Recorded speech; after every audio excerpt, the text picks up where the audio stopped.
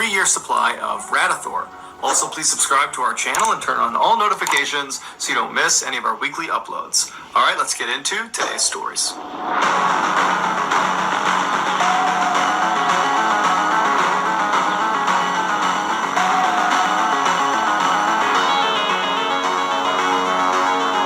On Monday, May 23rd, 2005, 37-year-old John Wilson got home from a very long day at work and immediately just collapsed into a sofa. John was an oil pipeline inspector in Houston, Texas, and that day it had been extremely hot, and he'd been driving around all these different job sites, and he'd been out in the sun, and he really hadn't had a break.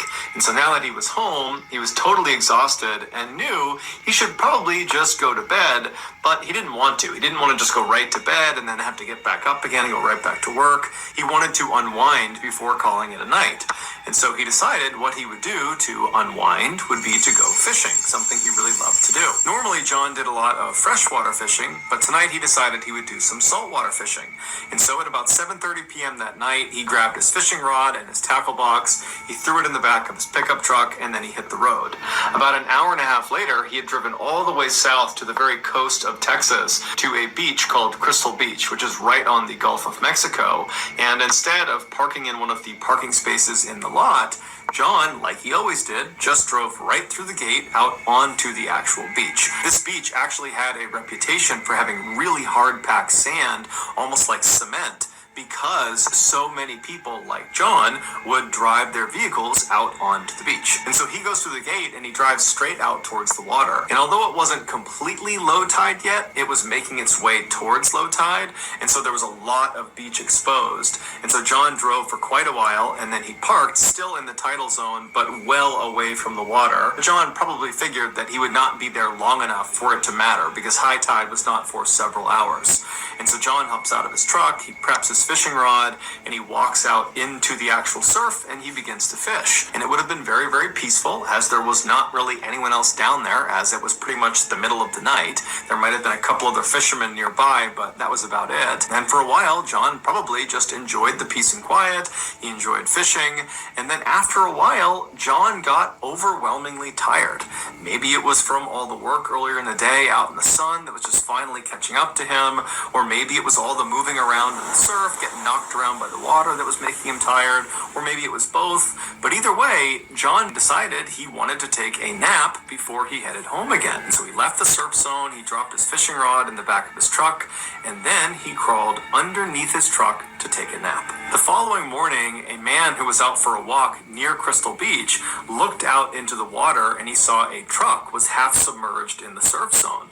And so he called the police, and then the police called a tow truck, and then the tow truck driver showed up to the beach, and when he got there, it was still relatively high tide, and so he had to wait until it was low tide enough that he could actually attach the chains and start pulling this truck out of the surf zone. And so finally, when it was low tide enough, the tow truck driver walked down, and as soon as he was standing next to this partially submerged vehicle, he saw there was a body poking out from underneath it, and that body belonged to John Wilson. No one knows for sure what happened to John after he climbed underneath this truck, but the best guess is after he went under there, he fell asleep, and he slept for longer than he anticipated. And in that time frame, even though the sand of this beach had this reputation for being really, really hard, well, after a couple of hours, his truck would have begun to sink in the sand. It would have settled into the sand.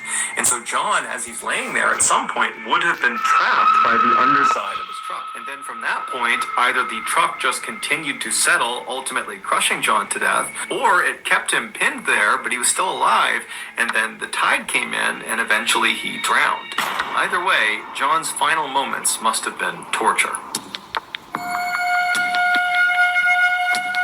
Sevnica is a gorgeous town right in the heart of Slovenia, situated right along the Sava River, which is one of the longest rivers in Europe. The section of the Sava that flows past Sevnica was a popular destination for kayakers and canoeists up until 2008, when a hydroelectric dam was built across it, creating a sort of dead end for anyone trying to go through that section of the river. They would have to stop at the dam, get out, walk around, and then pick up the river on the other side, or therefore that would mark the end of their trip that day. In 2008, while this dam was still under construction, the mayor of Sevnica, who was in favor of the construction of this dam, he understood that this was kind of a bummer for the people in town. While the dam itself was going to provide more electricity for the town, it did kind of end an era. And so he decided he would organize a final trip down the Sava River past the dam while they could still go right past it. And he was calling this trip the Final Descent. And so he went all around town asking people if they wanted to come, and he finally recruited 27 other people to come with him on this final trip. And so a few weeks later, on July 3rd, after all preparations were made, the mayor and the rest of his crew, they made their way upstream to this loading area where 4 canoes have been set out for them. And the staff people that had actually provided these canoes, they offered the group life jackets. And virtually everyone in the group turned it down. It's unclear why they turned down the life jackets, but one could guess that, the river itself was incredibly calm, and they were not expecting to be on the water for very long, and so they just decided they didn't need one. And so after all 28 people got into their canoes, 7 people per canoe, they pushed off the shore and they began their slow trip down the river. And the mayor had actually hired a photographer to come along with them to document their journey. And so as soon as they take off, the photographer is looking around, taking pictures and filming. The weather was beautiful and the water was calm, and everything was just going really, really well. But about 15 or 20 minutes into their journey, they turned this corner and they got a clear view of the dam, which was about 1,000 feet away from them at the time. Now, the dam was not done yet, but it was pretty close to being done. And so the actual structure of the dam, it was built. And so even from 1,000 feet away, it was very obvious to tell that up ahead, there's these big cement archways where the water flows down over this dam. And the whole group pretty much immediately saw they had a problem. The plan, according to the mayor, had been they would get to this dam, but on the left side of the dam, there was going to be a strip of waterway that had not been blocked off yet. Because when this dam was complete, it would completely obstruct the river side to side. But because it wasn't actually done yet, the construction crew had told the mayor that, yep, the left side, there's going to be an area where you can basically just casually go right past. You won't go down the dam. It's totally safe. But here this group is on the water looking at the dam, and even from 1,000 feet away, it was obvious there was no side way to get around the dam. You clearly had to go through the dam, or you had to get out and go around the dam. Now, the river was moving very, very slowly. There wasn't a strong current, and so there wasn't some urgent decision that needed to be made about what they were going to do. The group intuitively knew that the right choice here is to, go to the side, get out of your canoes, and either go around or just end the trip right there. But the mayor and a few of the other people in the other